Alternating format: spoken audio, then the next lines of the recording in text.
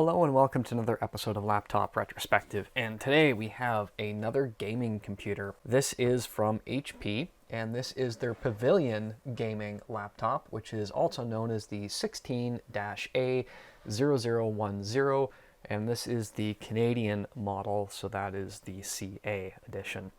And the bilingual keyboard kind of gives it a bit away there. So this was released in June of 2020, so it is relatively new. And we have a very large 16.1 inch display, and this is a 1920 by 1080 250 nit IPS panel, and that is the only one that this specific model came with.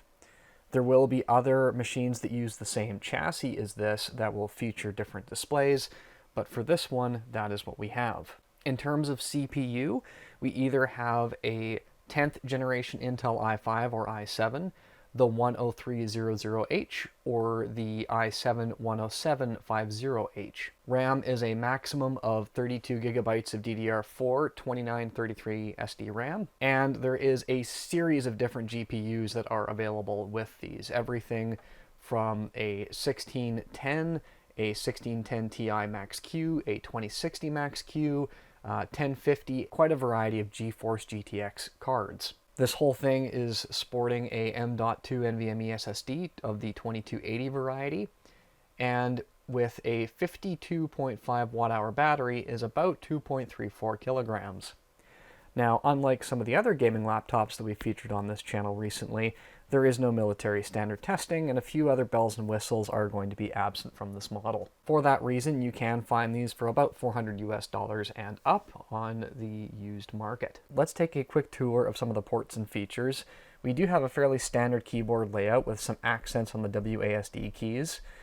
The touchpad, again, not much to write home about, but the idea, of course, is that you are plugging in a mouse and probably not using the touchpad for gaming. Up at the top, just out of sight of the camera, is what HP calls their HD camera, and it is a 720p camera, so don't get too excited. And while your speaker grills might look rather numerous, the speakers are kind of relegated to these two chambers here, which is something that we've seen HP do in the past. On the left-hand side, we have charging and USB 3.2 Gen 1.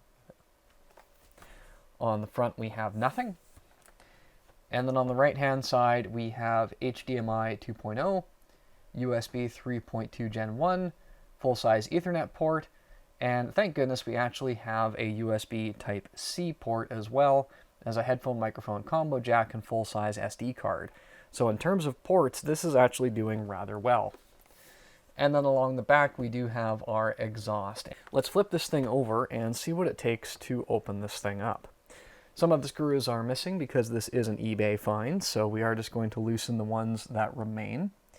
And it would appear that on this panel right here, there are 4 screws originally. We're going to loosen all the screws at the front of the machine as well.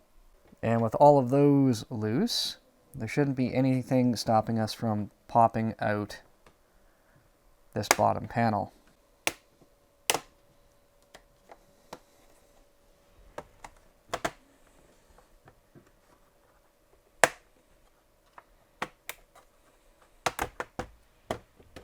All right, so looking on the inside, the layout here is a little unique. We've got some chips at like 30-degree angles, but everything is looking rather promising. We do have 2 twin fans side by side sucking air in from the bottom of the machine, which does have that raised piece, and it is exhausting over top of these 2 heat sinks heading to the GPU and CPU respectively, and then they're exhausting out the back. We do have a 2.5-inch drive located here, and that is pretty easy to remove by the looks of things. I see 1 screw in the corner here. And if we take that out, and then 1 down here, and there is 1 underneath the ribbon cable as well. And just to make sure there's nothing underneath, we just peel it off to the side. And we get a good understanding that the keyboard deck here is an integrated piece with the top case. So if you need to replace the keyboard, you're almost certainly going to have to replace that as well. We do have our battery just hanging out in the bottom left-hand corner here. And that is a pretty simple affair of removing 1, 2, 3, 4 screws. We have a shield on our M.2 slot. Removing that one retention screw removes the shield as well as the drive, and it looks like there's an adhesive pad holding that on there, so you get some good cooling performance. And we have 2 RAM slots with 1 stick of 16 gigabytes in already, so we're halfway to the theoretical maximum by putting another stick of 16 in there. Our Wi-Fi card is located over here with the 2 antennas next to the 4 posts to remove the cooling solution. It is nice to see that the power supply is its own separate dock component. It's not an integrated piece to any of the other boards. And we have a side daughter board here connected with a cable to the main board with the rest of the ports over here. So overall, this is actually a very well designed internally device. There's a lot of room to upgrade and service components. Some things are done on the cheap, as you would expect to see in a gaming laptop with the keyboard integrated into the deck. But all of the hardware components are very easily serviced with just a standard screwdriver and a little bit of work. And everything is facing you, nothing is hidden. Yeah, I would say good job, HP. I think you've built a pretty decent machine. Now let's go ahead and reassemble it and see how fast it runs. All right, with all the screws back into place, let's go ahead and open this up, turn it on, and see what we get for some boot times.